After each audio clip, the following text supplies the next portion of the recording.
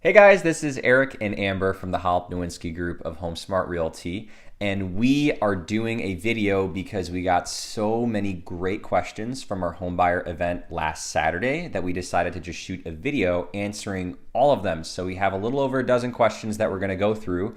We're going to go through briefly and quickly so we can keep this video short and sweet. But if you have any more questions regarding this or just anything related to home buying, please post a comment below. We will get back to it as soon as we can. So we're not even going to play around here. I'm going to ask Amber the first question. Right in, let's go. How do I prepare for the uncertainty of a long-term investment? Well, buying a home is one of your biggest investments that you're ever going to make. It is so important that you stay really conservative with your monthly budget that you're comfortable spending on your estimated monthly home payment that we'll go over in the home buying process. We also recommend that you marry the house and date the rate. Interest rates will go up and down over time, and as long as you have equity within your home, you will be able to refinance your home for a lower interest rate at some point in the future, hopefully, to lower your monthly payment to be able to, go afford with it. it. Yeah, be able to afford it. So, yeah. Eric, how much money should someone put down? What's the minimum down payment? Well, I've got the answer for you. It's 3% if you qualify for a 3% down conventional loan,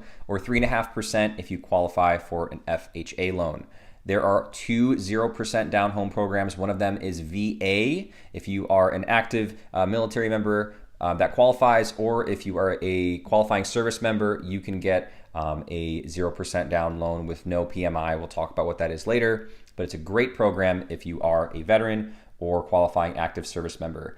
The other one is going to be USDA for qualifying areas. So this is based on geography. If you live in an area that qualifies for USDA, you can put as little as 0% down. Usually those areas are a little bit more rural.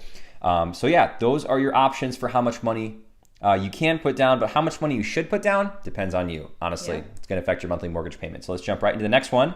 How do property taxes work, and how are they equated into a mortgage? Is it supposed to be paid annually or monthly? Amber? All right. Well, if you're getting a loan, we highly recommend that you set up something called an escrow when you are going through your loan approval process. So an escrow allows you to pay your taxes monthly. So it allows you to budget for it better. And then your lender is going to pay it 2 times a year to the county for you. Yep. Great. All right. The next question is, if a home inspection shows something bad with the home, can I get my earnest money back? Yes, you can. You have 5 days of what's called attorney review after you go under contract. Make sure that if you want to back out, you have that 5-day period to do so. So if you see something terrible in the home inspection and you want to cancel and get your earnest money back, do so within that 5-day attorney review period. Ask your lawyer for more information. Next question, how long should I stay in a home I purchase minimum? Great question. So if you're purchasing a home, again, it's a large asset. When you go to sell that home, it generally costs anywhere from about 7 to 8% of the sales price for you to sell that home. So we want to make sure that you have equity in your home. Over time, you can develop equity through a few things. You can develop equity through paying down your mortgage payment monthly. You can also develop equity through sweat equity. So you can, pick up the hammer, pick up the paintbrush, and improve the condition of your home as a way to build equity as well. Or the third way is appreciation. Just as inflation goes up in the United States, the value of homes goes up as well. So over time, you should be able to experience appreciation as well. These are all ways to develop equity. These are all ways for you to be able to get out of your home faster without having to really incur a cost to sell your home, So, yeah. Next question. How does the home buying process change if you buy a home with a spouse? Is your spouse going to be financially contributing to the purchase and income-wise contributing to the mortgage payment? If they are, the lender will require both of your information to be ran, both of your credits, both of your incomes, both of your job histories, both of your debts, both of everything to contribute to your household lending potential, right? So in short, if you both are going to be on the loan, you both are going to have that information ran, just like if you were running it individually. Now, if you don't need the other spouse's income, or they don't qualify for it, you can have one spouse just have all their information ran, and the other one can sign all of the legal paperwork to actually have ownership rights to the property, so on and so forth, like the title. So first question I would ask, Are they going to be a part of the financing process? Do you need their income to qualify? If so, yes, they are going to have their information ran. That's how it changes. Everything else is standard and the same. Yep.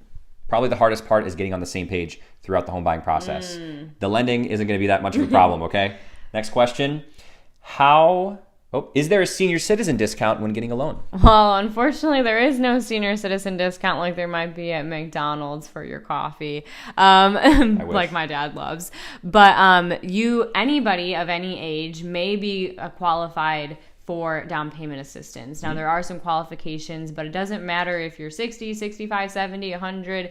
There are qualifications that you must meet, but age is not one of those. So make sure that you look into potential down payment assistance programs for some senior citizen discounts that you might qualify for. The next question is there a time that you have to wait to do the pre-approval financial check a second time if you are not happy with the results the first time? There isn't a time between getting it pre-approved. However, why did you not get pre-approved in the first place? It doesn't make sense to go for another pre-approval or financial check to figure out how much home buying power you have if you didn't get pre-approved the first time. So why didn't you not get pre-approved the first time? Fix those issues, make progress, talk to your lender about it before they run your information again. Right. Next question. All right, how do I figure out location for a multifamily first-time investment? Is a good question. I love this question because Eric and I are both real estate investors. So if you are going to own or occupy the multifamily investment property and live in one of those units, you're going to treat this just like you would any other home. You know, how far do you want it to be from work or school or your hobbies? How close is it to just anything that you need access to? That's one of those questions. The other question is, if you're not going to live there, then you may as well consider some other things. Those questions might be, are you comfortable being in the neighborhood late at night if there's a toilet that's broken and you need to go over there and fix it because it's going to flood the whole entire apartment building? And really the main thing you're going to focus on when looking at purchasing a multifamily investment property is how much is the return on investment per month? You know, you want to have standards for that before you start your home search. And then how much is the cash flow per month? How much are you looking to net every month so that it truly is a real estate investment property and just not a piece of real estate? Good question. Next one. All right, the next question is, do both of us have to run our credit to get a home loan? If this would be someone that was planning to purchase with a spouse. Yeah, so if you're planning on purchasing with a spouse, like I said earlier, if you want to count both of your incomes, both of your credits are going to have to be ran. If you're not going to both be contributing financially when it comes to both of your incomes, no, you really don't need to have both of your credits ran. It's always a good idea to have high credit scores, but if you aren't going to be buying a home together and getting on the loan together, only one credit will need to be ran. Awesome. We'll skip that next one. Let's do this one. What other costs aside from the mortgage are we going to have to pay for? All right, so there's two ways I can answer this question. Up front, when purchasing a home, you're going to have to pay for your appraisal and your home inspection up front before closing. Now, at closing, you're going to have to pay for some title fees and other city and state transfer fees. Now, all of that is going to be in your estimated cost to close, which your lender will give you right before we go under contract. Generally, I'm going to ask as your realtor what those costs are going to be so we can make sure that you do have those funds before we write an offer. Awesome. Now, for your monthly payment, the things that you're going to have to pay monthly are your mortgage payment, which is based on your principal, your interest rate, your home property taxes, your homeowner's insurance, and if you live in an HOA community, a homeowners association, you're going to have homeowners association fees that you'll have to budget for as well. Awesome. Next question. Are there credit score requirements to get a loan? Yes. 580 for an FHA loan and 620 for a conventional loan. Those will vary. It's not just the credit score that's going to determine whether or not you can get approved. We've got debt to income ratio. We've got how long you've been at your job, what type of job you have. So it's not just credit score, but those are your credit requirements. Next one, how many times during the home buying process is credit ran? Does a pre-approval letter expire?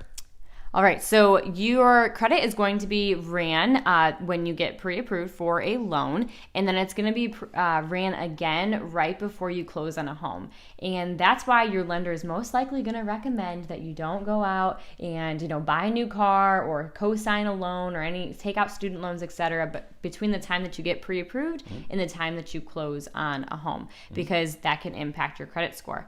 And then, yes, pre-approval letters do expire. Every lender is a little bit different. Sometimes they can expire after a month. Sometimes it's 3 months, but usually they expire after 3 months. Cool. How do you qualify for down payment assistance, Eric? Good question. How do you qualify? Talk to your lender. It's going to be that. But you're going to probably need a credit score of at least 640 around there. That's what you need. Everything else, talk to your lender. They're going to be able to figure this out for you. But they're the experts. Yes. Make sure you have one on your side. Absolutely. All right. What do you look for in a home if you are planning to move out of state in 2 to 3 years? If you're planning on moving out of state in a few years, we want to make sure that you have a great exit strategy. So either buying a home that you can put some sweat equity in and kind of flip it might be a good idea, or the possibility of buying something that you could rent in a few years if needed would be another great option. Also, moving into a home that you plan to definitely sell in a few years, you probably don't want to get anything that is beyond your comfort zone of fixing. Maybe slapping some paint on the wall and removing some carpeting. That might be something you can do. But over 3 years, you're probably not going to be able to afford a bunch of major updates. So looking for something move-in ready, or something that you can rent out in the future would probably be a great option. If it's going to be a rental, make sure that it is as close to rent ready as you're okay with it being. If you're going to rent it after you move out of state in 3 years, make sure it's ready for that. And make sure that when you do get ready to rent it out, that you talk with us to figure out what median rents are for whatever that is, so that you are, number one, not losing money every single month, but number two, you might be having a good cash flow number that you're pretty happy with. Yep, we can run all those numbers up front before we even write an offer to make sure that you will be net positive every month instead of in the hole if you do decide to rent it out in the future. Absolutely. All right, next question. What to look for in a home. Oh, sorry. Oh, we just answered that one. Yep. The next question is any knowledge of programs or assistance for low-income individuals? So not that we're really aware of. However, we do want to use this time to mention that down payment assistance is for people making less than $120,000, and I think the income limit's a little bit higher if you make if you're a couple. And this varies from county to county, how many people live in your house, but in Cook County, I believe if you're one individual, as long as you don't make more than $120,000 a year, and your debt to income ratio is good, your credit score is above 640, you should be able to qualify for IDA. But again, your lender is there to answer all those questions for you. Absolutely. So nothing really for low income individuals, but just more like assistance. That's what IDA is, which is what Amber talked about. So next, is PMI always required when I put less than 20% down? Yes.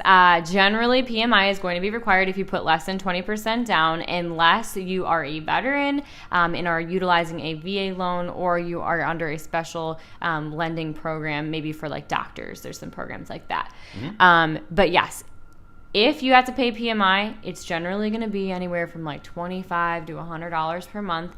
If you're renting right now, paying PMI is way better than renting. Yep. Because every month you're probably flushing over $1,000 down the month per month.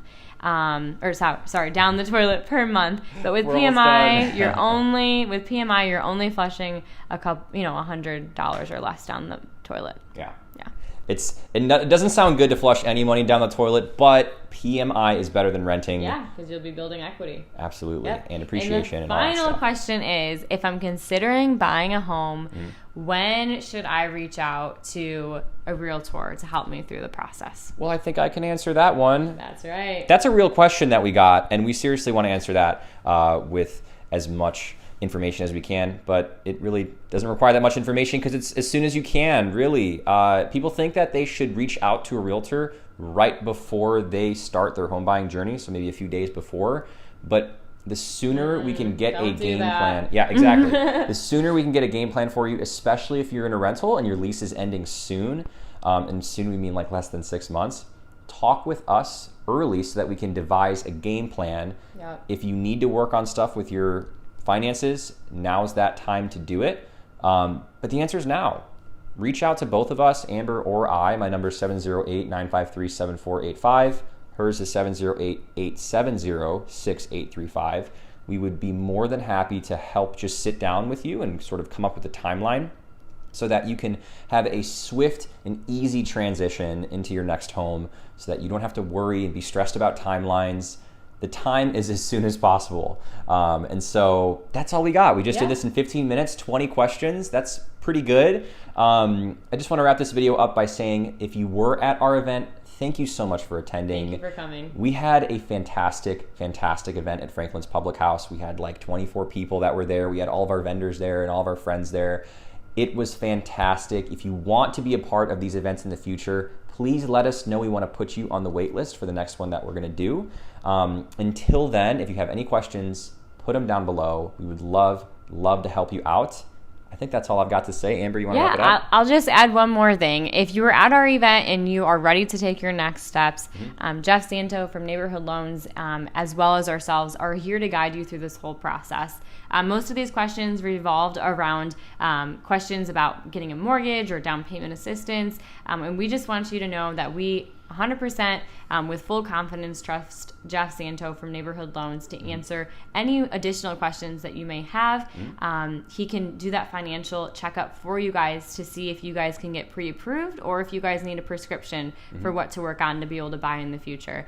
But you should have got a business card from him if you did go to that event. If you didn't, you can always find him here on Facebook or ask us and we'll give you his information. But we're all here to be your guides in this home buying journey. You are not alone. Thanks for all your questions. And if you ever have any more questions, we're here for you guys. Have a great day. See you later.